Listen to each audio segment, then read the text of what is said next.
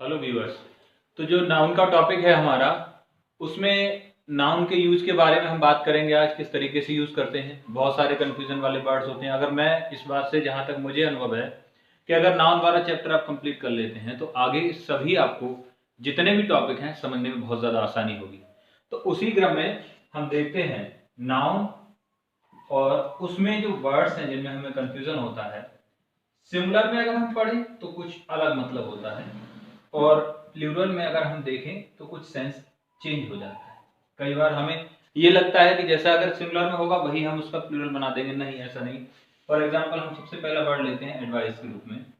देखिए, जैसे आपने पढ़ा होगा सबने, एडवाइस हिंदी में जिसको सलाह के जिससे, और इंग्लिश में अगर देखें आप काउंसिल बोलते हैं, काउंसिल के रूप में, या फिर सलाह आप देखें तो ये वर्ड क्या, अगर हम सिंगुलर में सलाह है तो क्या प्लूरल में भी है? इसका मतलब क्या हो जाएगा? सलाह से ही रहेगा। अगर हम इसकी जगह एडवाइसेस लिखेंगे तो क्या ये ऐसा ही रहेगा? सलाह इसका बहुवचन बन जाएगा? नहीं, इसका मतलब यहाँ बिल्कुल चेंज हो चुका है। यहाँ इसका सेंस निकल के आता है इंफॉर्मेशन, यानी सूचना। हिंदी की बात करें तो इसका सेंस निकल के आता है सूचना से। अब सेंटेंस देखते हैं हम किस तरीके से हमसे एग्जाम्स में पूछा जाता है। अगर हम सेंटेंस की बात करें, देखिए, वी शुड, थोड़ा सा समझने की कोशिश करें ये क्यों बता रहा हूं मैं। वी शुड, देखिए, we should listen, we should listen to the advice, advice, advices given bye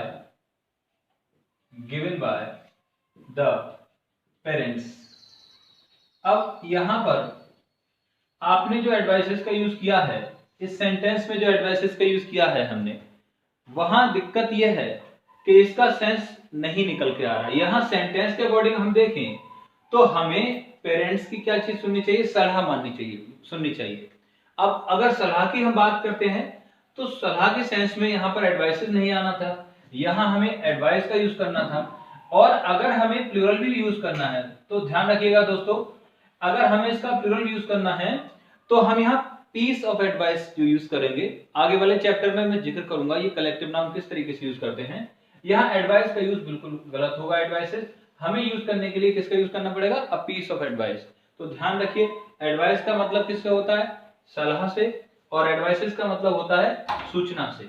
दोनों के अर्थ बिल्कुल बदल जाते हैं। इस पर लेकर बहुत सारी एरर्स पूछी जाती है एग्जाम्स में। नेक्स्ट टाइम इस बात पर ध्यान रखिएगा।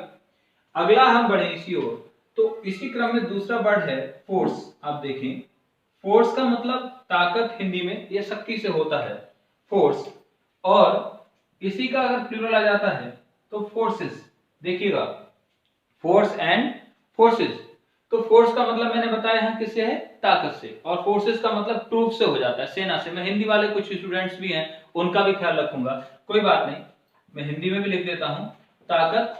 और यहां हम सेनाएं, इसका मतलब होता है सेना से निकल के आता है, सेनाएं, ट्रूप्स। अब देखिएगा किस तरीके से ये एग्जाम्स में इस पे क्वेश्चन बनता है। ये आपको आर एस अग्रवाल में भी मिल जाएगा एक सेंटेंस। तो द इंडियन, इस तरीके से, the Indian force, Indian force drove away, drove away, away the Chinese. यहां कुछ भी लिख लीजिए, इससे कोई फर्क नहीं पड़ता, द चाइनीज या इट मेक्स नो डिफरेंस। हम यहां पर आते हैं, भारतीय अगर चाइनीज को भगाया है या चाइनीज पर अटैक किया है, इसकी जगह कुछ और भी हो, तो हम देखते हैं वो काम सेना का है अटैक करने का, ना कि ताकत का। तो इस तरीके से ये फोर्स यहां पर यूज जो हमने किया है ये रॉन्ग होगा। और इसकी जगह हमें सही यूज करने के लिए, सेंटेंस को करेक्ट करने के लिए कैसे क्या यूज करना है? फोर्सेस। ये आपसे कई तरीके से पूछा जाता है। पहले तो एरर में देगा, इस तरीके से एरर आपको स्पॉट करना है। दूसरा, इस तरीके से भी पूछा जाता है, फिल इन द ब्लैंक्स में, किसी भी तरीके से आपसे पूछा जाए। आगे ध्यान रखना है इस बात का हमें कि फोर्स मतलब एनर्जी, ताकत से होता है, एंड फोर्सेस ट्रूप से, सेना के लिए यूज करते हैं। अगले वर्ड की ओर हम बढ़े तो वो वर्ड है हमारा एयर, और दूसरा है एयर्स। देखिएगा, एयर का मतलब एक हिंदी में, इंग्लिश में हम बोले तो जैसा मैंने पीछे बताया था आपको, एयर और वाइंड में फर्क बताया, तो एयर एक ऑक्सीजन है जिसको हिंदी में हम हवा के नाम से जानते हैं, हवा इसके लिए बोलते हैं।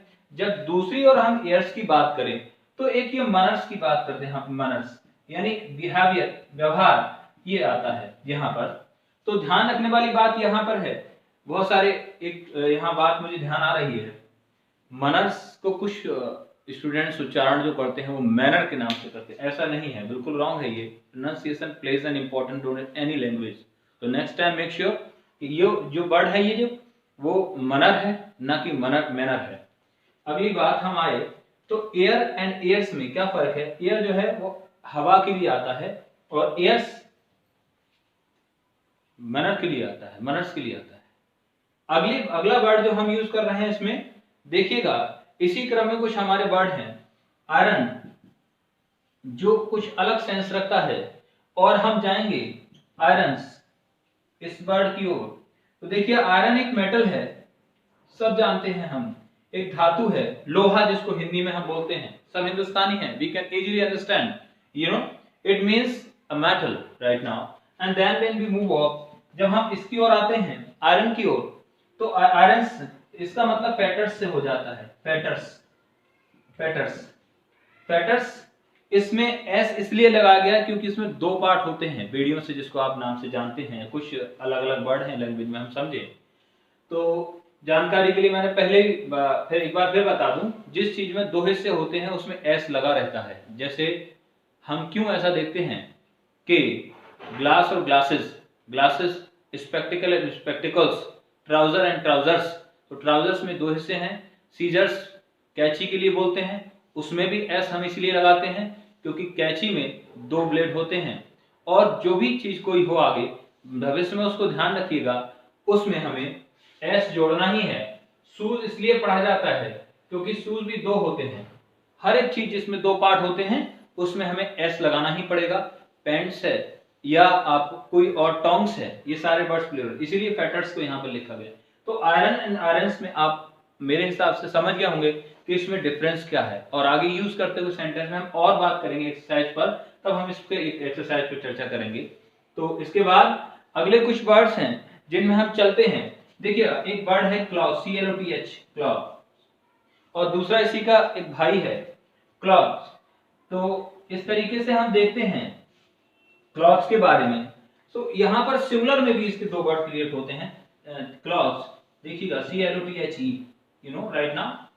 अब यहाँ पर आते हैं हम, तो प्लूरल हम दो तरीके से बनाते हैं, इस पर हमें ध्यान नहीं देना है, हमें इधर आना है, clothes, CLOTHS clothes, CLOTHES clothes.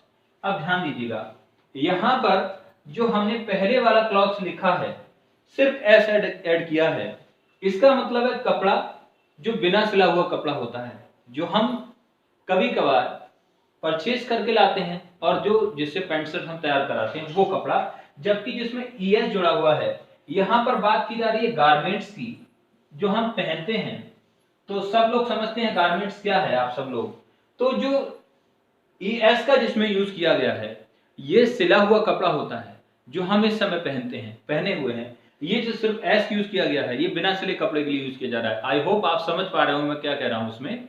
अगला जो इंपॉर्टेंट वर्ड है, देखिएगा एक वर्ड है ब्रदर।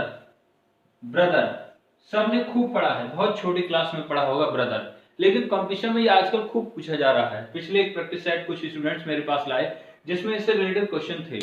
व्हाट्सएप पर मैंने उत्तर दिया कि ये आंसर सही हो जाएगा, लेकिन वहां चीज को एक्सप्लेन कर पाना पॉसिबल नहीं है व्हाट्सएप के थ्रू।